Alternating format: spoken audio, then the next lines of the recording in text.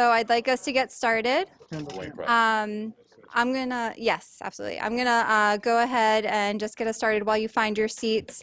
If there's anything you need to know where the bathrooms are, anything like that, you can just ask at the registration table. And so I think we're just gonna jump right in. So thank you for coming to the first meeting of the Institute of Medicine Committee on Community-Based Solutions to Promote Health Equity. And to kick us off, Dr. Dzau, who's president of the National Academy of Medicine, is going to provide some opening remarks. So, Dr. Dzau. Well, good afternoon. That's great to see all of you here, many friends and familiar faces. So let me welcome you to this first meeting of the Committee on Community-Based Solutions to Promote Health Equity in the United States. First, let me just thank all of you for taking time off your very busy schedule. I know how busy you are, but I think we all care about this very important area.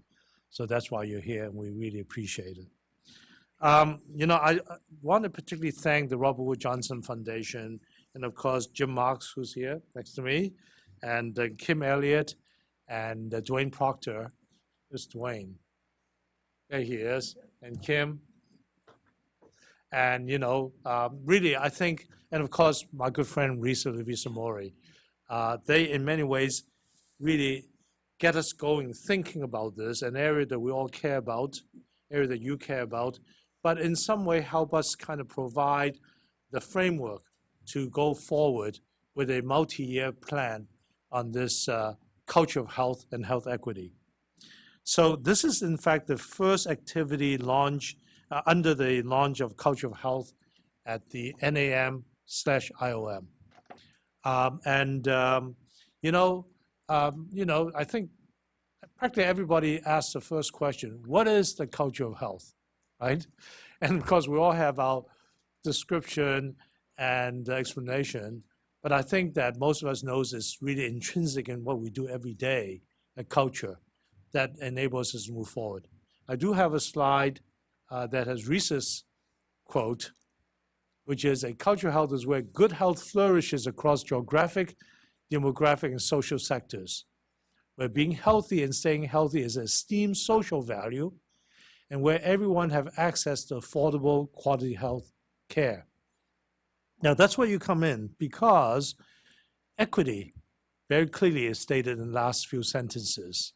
And I was earlier talking to Jim about, equity and culture of health. And I know, and I agree with him, that really to achieve culture of health, you really have to address equity issues.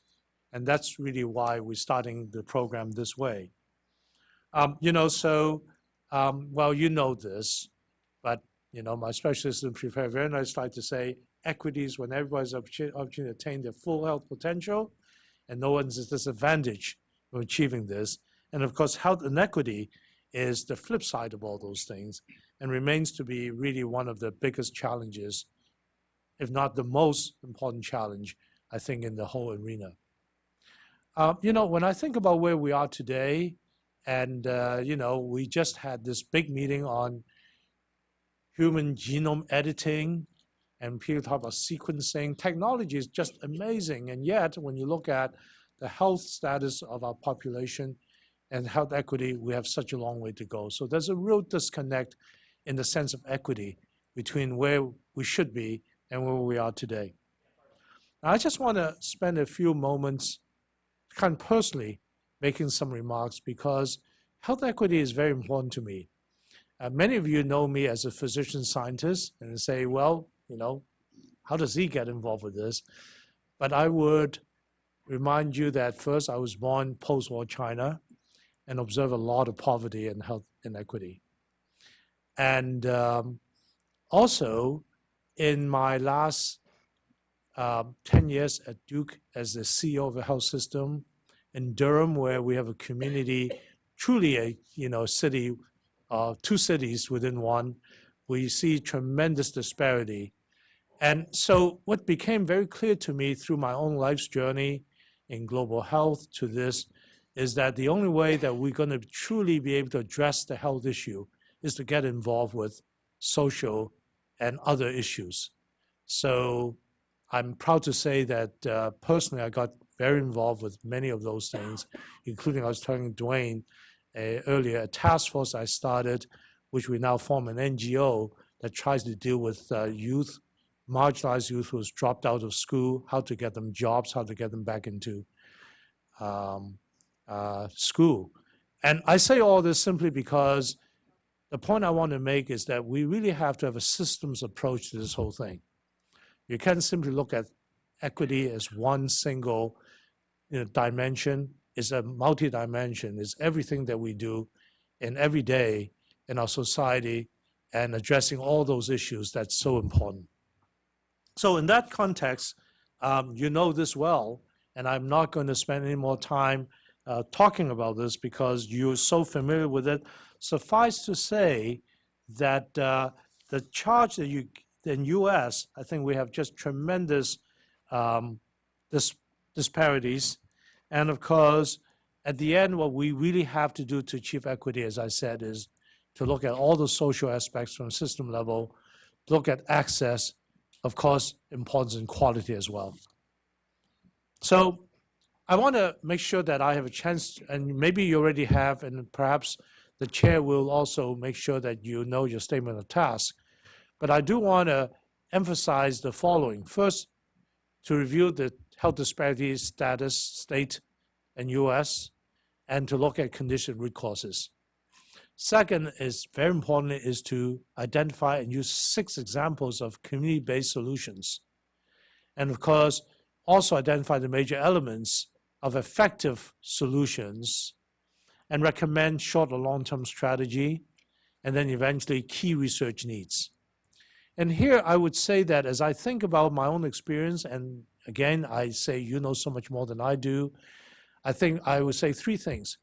Systems approach, not looking at fragments of it, but looking at the totality. When I think about those people who are in need of medical services, they need social services, why do they have to shop all over the place? But in fact, we know about education, about jobs, so many things are really part of the entire approach. Second is community-based approach. I think that it's so important that people learn and pilot at the community level, so we learn from those and begin to see the commonalities and then see how we can actually scale and replicate. And third, actually, I don't want to steal Jim's thunder, but in fact, he's going to talk about it as public policy. I do believe that's really important, and I will leave him to talk about that. Now, I just want to tell you a little bit of example of experience I had at Durham.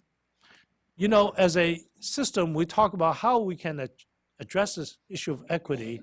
And as a research organization, we say, okay, that research piece is an opportunity. We brought together people from different schools who are using geographic information system. We collaborated with the Durham Public Health, with the law enforcement, with other public data and whatever, and we begin to map, using geographic information system, things like this. Diabetes. Where are the patients' diabetes? Where's the closest grocery store? Where's the pharmacy store? Where's the closest clinic? When we begin to actually design care delivery and health promotion by understanding where the issues are. And to me, that's kind of systems approach, using all the information together and trying to address this issue.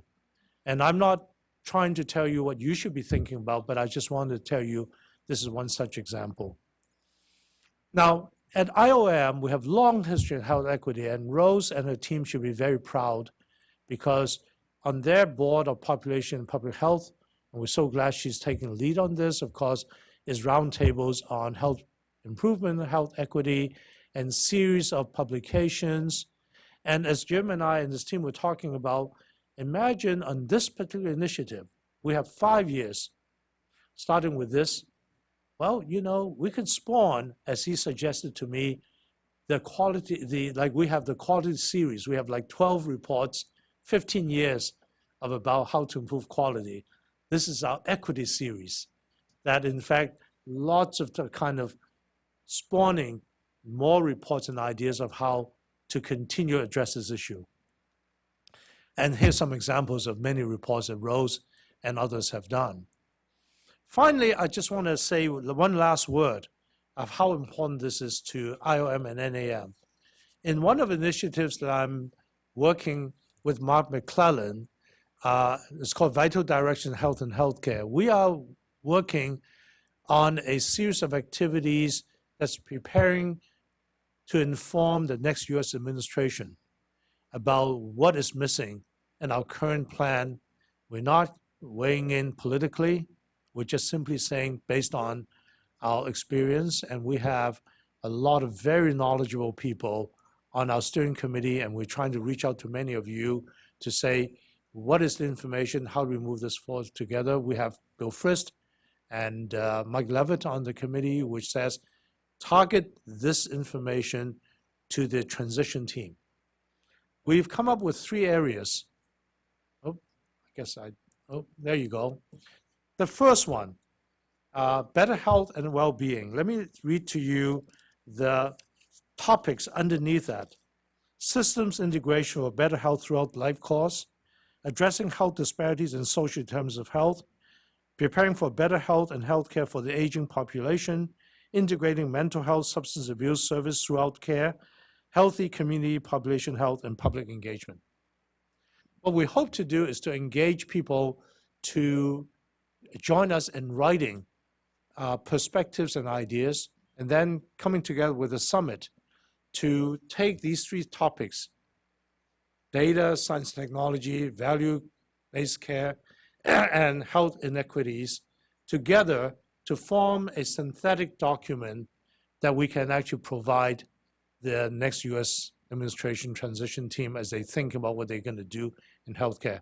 And I want you to be really a central part of this, and we'll keep you involved and informed about this. So that's what I wanted to say. I just want to tell you how important this initiative is. It is in our DNA, and I really thank the Robert Wood Johnson Foundation to help us get there. And of course, I was so excited when I learned about a few years ago your whole push towards culture of health. I think that's how we're going to hopefully find solutions. Thank you very much.